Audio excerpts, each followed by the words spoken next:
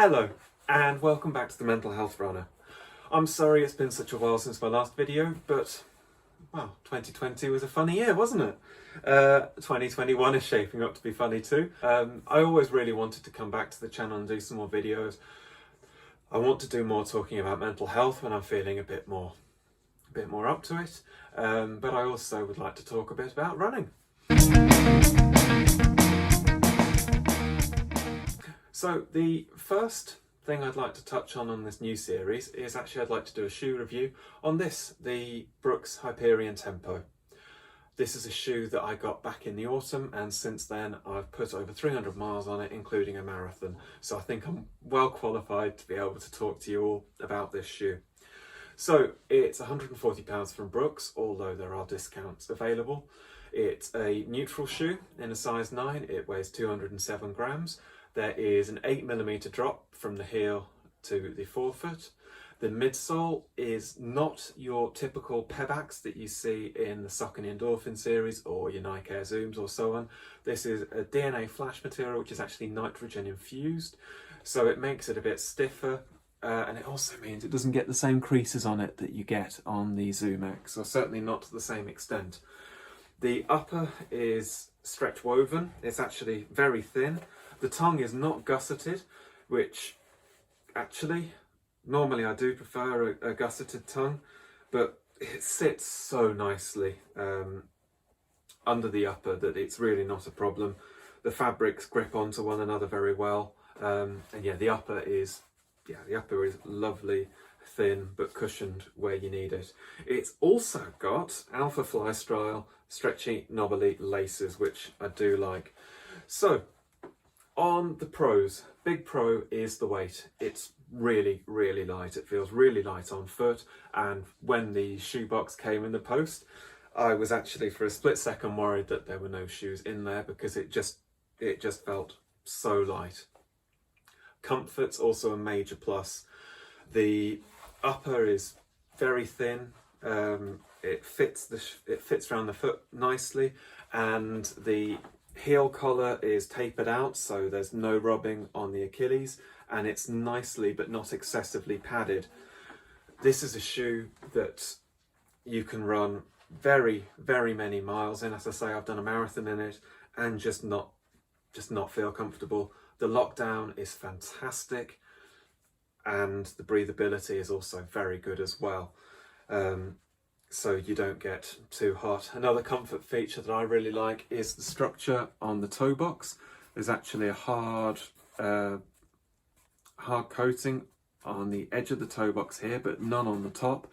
So it just holds the sides of the shoes rigid and away from the toes, so that you've got plenty of wiggle room in your feet. And I certainly like to be able to wiggle my toes when I'm running.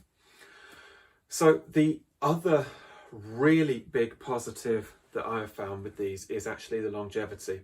So the first shoe that Brooks introduced the DNA flash midsole in was the Brooks Hyperion Elite, which was an absolute flop. It was by all accounts, it was a very good shoe. However, it had a 50 to 100 mile useful range, and that was literally on Brooks's marketing material. It wasn't that they said it was a normal shoe and people discovered it only went 50 miles.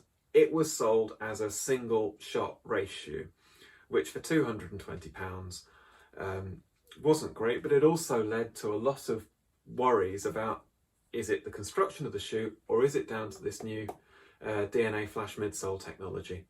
So I was doing a lot of research on shoes for the next marathon cycle I was doing, and this shoe just came out top on so many different features for me. But I was really worried about midsole longevity, and in the end I actually got in touch with some representatives at Brooks to ask about that, and they said, no, don't worry about it, it'll last you for ages. The Hyperion Elite was an anomaly, it was a mistake, and actually there is since then the Hyperion Elite 2 that's come out, which I believe has got a significantly improved lifespan over the first generation. So yeah, the longevity of this is fantastic. This shoe's done about 320 miles, done trail marathon, I've done snow runs, rain runs, gravel runs, pavement runs, and it just doesn't look it at all. The outsole scarcely worn. The upper scarcely creased, certainly no rips, no buckling. There's no wear on the heel. This just doesn't look like a shoe that's done 300 miles. And for £140, I think that is fantastic value for money. If it was 100 good miles, I'd be worrying, but 300 miles and it's still going strong. That's fantastic. So what is it about the DNA Flash midsole? Well, it makes the midsole a lot stiffer. Not as stiff as a plated shoe, but a lot stiffer than a Pebax based sole, for example. So what this means is you've actually got quite a versatile shoe. So it takes about 10 to 20 miles for the sole to start to break down just in the midfoot and give you the flexibility. When you first get it, it's a very, very rigid shoe.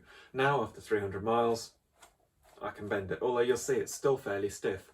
So once you've broken it in after the 10 to 20, you get a fantastic responsive pop. You feel the energy return, but it's also comfortable. It's got a nice squish to it. So it's, yeah, comfy enough to absorb the shock, but firm enough to give you the energy return. And for that reason, I think this is a shoe that you could use for anything. I mean, I use it as part of a rotation, and I think that's how I'd recommend it. However, if someone were to say to me, right, I want to buy one pair of shoes and I want to push for a sub-4 marathon, I want this one pair of shoes to do the training block and race day, this is 100% the shoe that I would recommend. So yeah, this shoe really comes alive at higher paces. So yeah, if you're going for a sub-4, this will pop, it will respond, it will feel fantastic. It's comfy enough for the easy days, but it's brilliant for any speed sessions, hills, intervals, stride sessions. So if you wanted one shoe to do the lot, you could do that. I've used it on a few easy runs. It's not my first choice for an easy run, but it can do it. It's got just enough cushioning, but for the longer runs, it is fantastic. You don't get fatigued. It's just, yeah, it's really, really comfy and light underfoot. So that's a lot of pros there. Weight, we've got longevity, we've got versatility, and we've got comfort. There are a few cons. So first con, as I've mentioned, it's very breathable. There's actually vents in the woven upper, and that can mean actually it can get cold. If it's a very windy day, if it's snowy, if there's cold rain, your feet will get cold. Now the upper is thin enough that if you want to wear thicker socks underneath, you can. Or if you're like me and get incredibly hot when you're running, it's not really a problem. If anything, it's a blessing. But just be aware, this is not an insulated shoe by any way, shape or form. Yeah, you are open to the elements essentially, certainly in the forefoot. From the midfoot backwards, it's got no unexpected holes in it. Another con, and again it's only a minor one, it's not the greatest colourway. I mean, it's a perfectly smart shoe. It's quite nice looking. But I prefer my running shoes to have a bit more pizzazz about them. But yeah, nothing wrong with it. It's just could be more exciting. The last one, again, it's nothing major. It's just that the laces are very, very long. Now, there is sufficient lace to actually use, and a hole to do a runner's knot. However, with the lockdown and the quality of the lockdown and the laces as well as in the heel, I've just never felt the need. When I've got my heel back and when I've got the shoelace properly, I'm not going anywhere. And because the laces are stretchy, actually, even as the race goes on, it handles your feet swelling or getting uncomfortable. So I've never felt the need for a racing knot. And in fact, when they are, this is a shoe that I just slipped off after my last run, there's an awful lot of lace left dangling. So I know why that is. I just feel like, yeah, there's a lot of laces, and actually the fit is so good. There's no need for all the extra lace for the runner's knot. Although I guess if they hadn't included it, people would have been upset. Let me know what you think if you're running with these shoes. So that's really it on the cons. I think they've been fantastic value for money, incredibly versatile. They've lasted far better than I'd hoped they would. They take about 20 miles to break in, and actually I would say the last couple of runs I've done in them, now I'm over 300. I think perhaps I'm slightly out of their ideal range. I think it might be a 20 to 275, 20 to 300 mile good range, and now I am losing a little bit of the pop. But that's a really, really good lifespan. Would I buy them again? Absolutely. Particularly if I were to see these on offer somewhere, I almost feel like I'd stock up in case the next version isn't as good as this. It's a fantastically versatile shoe. So I'd be interested to know your thoughts. Have you tried this shoe, or have you been unfortunate to try the Hyperion Elite at all? Certainly the Hyperion Elite 2 is something I'd like to try. But with so many mega shoes on the market right now, it's really hard to pick. Certainly for my rotation, I like the idea of having a trail shoe, a comfy shoe, fast day shoe, and a race day shoe. At the moment, these are both the fast and the race day, and they do a perfectly good job at that. But there's something coming on the horizon which I think will do race days and an absolute treat. So for now, that's everything. Thank you very, very much for joining me. I hope you found it informative. Please leave any questions below. And in the meantime, look after yourselves. Thank you very much. Bye.